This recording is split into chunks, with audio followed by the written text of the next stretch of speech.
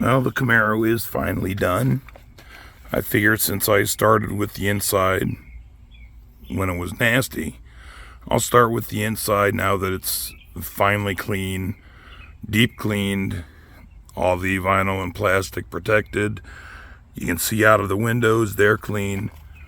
Come here into the back seat. Yes, that's a hole in the carpet, not dirt. Right here's clean. There's a little bit of dog hair just don't come out. But all the plastics have been deep cleaned and then protected with Aerospace 303 protectant.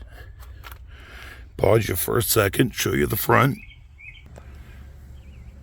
Okay, starting with the driver's door panel.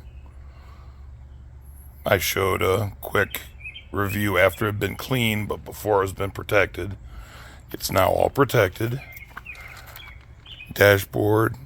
The only thing I did different on the dashboard and in the back, the deck, was I did not use the laundry detergent cleaner. I used Turtle Wax Dash-In Glass because I knew I'd be using so much I'd splash some on the glass, and that laundry soap cleaner is a pain to get off glass, but the Dash-In Glass was meant for it, so it was no big deal.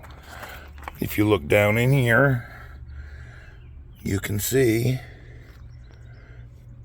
all the nasties are gone from between the seat and the door sill. There's a little bit of dirt from getting in the car to move it.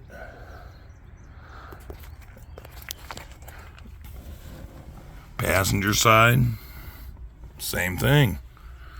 Cup holders, clean, protected. Windshield, mirror, nice and clear, no streaks. Walk you over to the passenger side since you actually saw that one dirty. Passenger side inside panel, once again clean, deep cleaned and protected. Floor, threw the mask away, don't believe in that anyway. And in between the seat and the rail, nothing. Seats are clean. They dried up within a couple of hours after cleaning them. And now, for the outside where most of the work was actually done. The interior wasn't bad. It was mainly my fault because I didn't get around to it. I concentrated on the outside, what people saw, because pretty much I'm the only one that gets in this car. And nobody got close enough to see how bad the inside actually was, so I focused on how the outside looked. But then again, working 12 to 16-hour shifts, an hour away from the job site, I didn't have much time. So it was either keep the outside clean and ignore the inside, or have a completely dirty car. I'll start with the hood where I did the 50-50. It's overcast today, but very bright. And you can see in the reflection the difference that the Turtle Wax One and Done compound made. Now, in the preview video where I showed the half and half, I said that I felt like I was going to need to go more aggressive, and I did.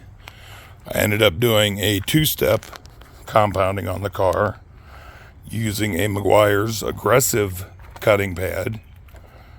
Did the top, the hood, and the trunk lid because they were the absolute worst. They had the most water staining, water spots. The sides were not bad at all. They got a single stage compounding.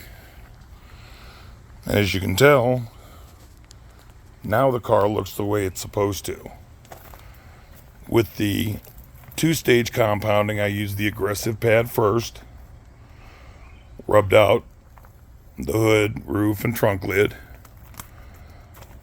removed the compound, and then I put on a light cutting pad and went over it again. Both times were on speed 6 on my Porter cable, which is its max setting. And it did take several, I mean, you can even see my fat butt in the reflection of the quarter. It did take quite a while just to do the hood, trunk, and roof. But the results are definitely worth it. And I think the star of this detail is definitely the one and done compound. Once the compound was removed, I used To The Max wax. And I was just so tired by the time I applied it. I let it sit over 12 hours before removing it. And since it's a wet towel, dry towel removal, I just had to be a little more focused on the wet towel part. It did take more than one towel to dry it, to do the dry buff afterwards. But I think it turned out quite well, all things considered. Is it perfect? No. In this cloudy light, it does look pretty, it looks like a brand new one. In the garage, underneath the LEDs, it shows everything. Gotta remember, this thing has 166,000 miles on it. It's 11 years old. But for its age, it was a daily driver in Ohio through the winters. For its age and mileage, I'd say it's impressive. Let me know what you think. See y'all again soon.